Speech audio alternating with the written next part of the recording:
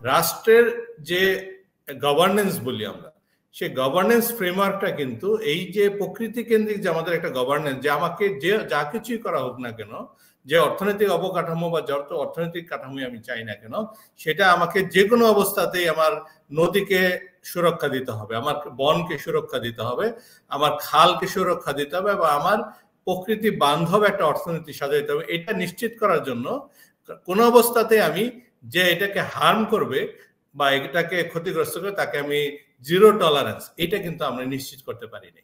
যার ফলে দেখা যাচ্ছে যে রাষ্ট্রের নীতি নির্ধারকরা একদিকে বলতেছে যে না, আমি তো প্রকৃতি সুরক্ষা দিচ্ছি, আমি জলবায়ু পরিবর্তনের শিকার, আমরা অনেক বেশি আমরা ভালনারেবল কান্ট্রি, আমরা একই সাথে আমরা বলতেছি যে আমাদের নদ নদী খালবিল সুরক্ষা দিতে হবে। আমরা সংবিধানের 18 ক অনুচ্ছেদ যুক্ত করলাম, যেটার মাধ্যমে প্রকৃতি সুরক্ষার কথা বলা আছে, পরিবেশের সুরক্ষার কথা বলা আছে। কিন্তু অ্যাট দ্য সেম টাইম দেখা গেল যে নদী রক্ষা কমিশন, নদীর যেটা আমরা কমিশন সুরক্ষা কমিশন আছে, সেই কমিশন যে লিস্ট করলো প্রায় 30-40 হাজার নদী খেকু, তাদের একজনের বিচার করতে আমরা সক্ষম হলাম না আজকে। এবং সেটাকে উল্টো দেখা গেল যে বাংলাদেশের তৎকালীন একজন মন্ত্রীর নেতৃত্বে, আমরা জানেন যে তৎকালীন মন্ত্রী ছিলেন, এখনো মন্ত্রী বোধহয় আছেন কিনা জানি না, তো তার নেতৃত্বে যখন চাঁদপুরের মেঘনা দখল হলো, এটা নিয়ে নদী কমিশনের চেয়ারম্যান এটা সরাসরি মিডিয়াতে ওনার এটার বিরোধিতা করলেন, ওনার পদেই কিন্তু চলে গেল। তো আমরা এবং একই সাথে দেখতে পাচ্ছি যে যারা নদী খেকু বা বন খেকু, তাদের কিন্তু কোনো বিচার হচ্ছে না। That is fundamentally another challenge. যে আপনি যখন নদীর যে মানে ইয়া করবে, দখল করবে, নদী দূষণ করবে, বা আপনি আমার যে বন নিধন করবে, তাই সে তাদের কিন্তু বিচার হচ্ছে না। ঢাকাতে আমরা দেখতে পারলাম, ডক্টর কামরুজ্জামান এনে আছেন, আমরা এই ঢাকায় আপনার মেয়র সাহেবের যে কাছে আমরা একাধিকবার আপিল করলাম, আমাদের যে ধানমন্ডির গাছগুলির জন্য একটা গাছও কিন্তু সুরক্ষা দিতে পারলাম না। আজকে ঢাকায় মাত্র 2-3% আপনার জলাভূমি বলা হচ্ছে, আর মাত্র 5-6% আপনার কি বলা হয় বনায়ন, অথচ সেটা কমপক্ষে 25-30% আমাদের সবুজ দরকার ঢাকা, এবং কমপক্ষে 15-20% পানির উৎস থাকা দরকার। তা আমরা এগুলি যারা দখল করলো, আপনি দেখেন আজকে বসুন্ধরা কি করলো, পুরো একটা বালু নদী খেয়ে বসে আছে। এবং আমরা তারা, আপনি যদি দেখেন এরকম বড় বড় যারা হাউজিং কোম্পানিগুলো বড় বড় নদী তারা দখল করে নষ্ট করে ফেলছে। আজকে তুরাগ কোথায় অবস্থান করতেছে?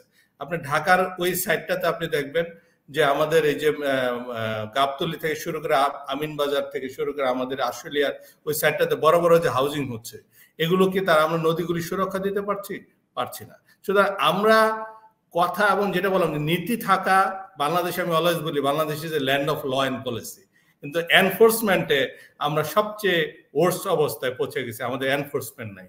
পরিবেশ অধিদপ্তর আছে, পরিবেশ অধিদপ্তরকে কেউ থোড়াই কেয়ার করে না।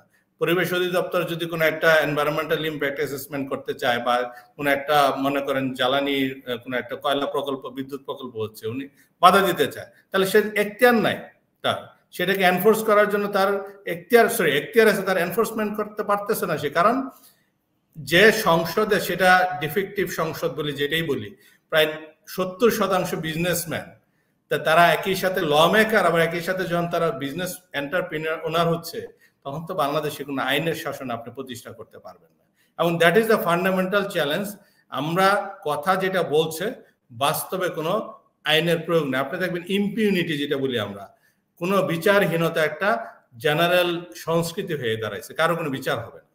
এটা যদি কেউ দেখে যে এই বিচারহীনতা, মানে আমি যাই করি কোনো বিচার হবে না, উল্টো আমাদের মন্ত্রীকে যদি একটা রিয়েল এস্টেট কোম্পানির চেয়ারম্যান যদি ধমক দেয় ওপেন পাবলিক ডোমেনে, তাহলে তো সেই রাস্তায় আপনি বন নদী খালবিল দখল করা কোয়াইট ডিফিকাল্ট।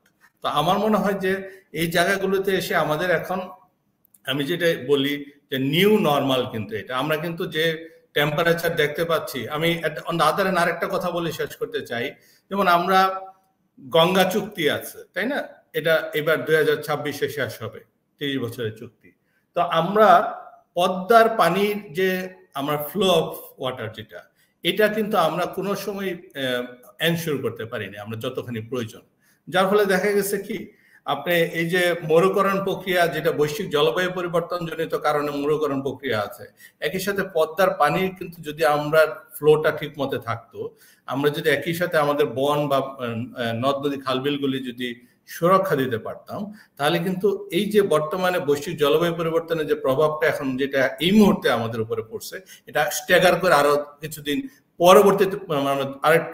পরবর্তীতে আমরা নিয়ে যেতে পারতাম, আর একটু দূরে আমাদের হয়তো তাপমাত্রাটা এখনই যেটা ঘাড়ের উপরে চেপে বসছে, সেটা হয়তো বৈশ্বিক তাপমাত্রাটা ঠিকই আমরা বাড়তো, কিন্তু স্থানীয় পর্যায়ে প্রভাবটা আমরা কমাতে পারতাম, ক্ষতিকর প্রভাবটা। তো সেইটা আমাদের জন্য, আমি মনে করি যে রাষ্ট্রের এখন তথাকথিত অবকাঠামো উন্নয়নের নামে যে আমরা কথা বলি, মুখে বলতেছে আমরা সাস্টেনেবল ডেভেলপমেন্ট, কিন্তু বাস্তবে আমরা শুধুমাত্র যেটা হলো কোট অ্যান্ড আনকোট, যে অবকাঠামো ভিত্তিক আমাদের দালান কোঠা বা উন্নয়ন, অবকাঠামো ভিত্তিক উন্নয়ন, আমরা আসলে টেকসই উন্নয়ন, যার মূল কথা হলো আগে পরিবেশ প্রকৃতি, তারপরে হলো তথাকথিত অবকাঠামো অগ্রগতি, সেটা নিশ্চিত করা সম্ভব হয়নি। দ্যাটস ওয়াই এই ইম্প্যাক্টটা একটা সামগ্রিক, মানে আমরা ফেলিওরের একটা বর্তমান যে আমরা প্রভাবটা দেখতে পাচ্ছি, সেটা আমি মনে করি।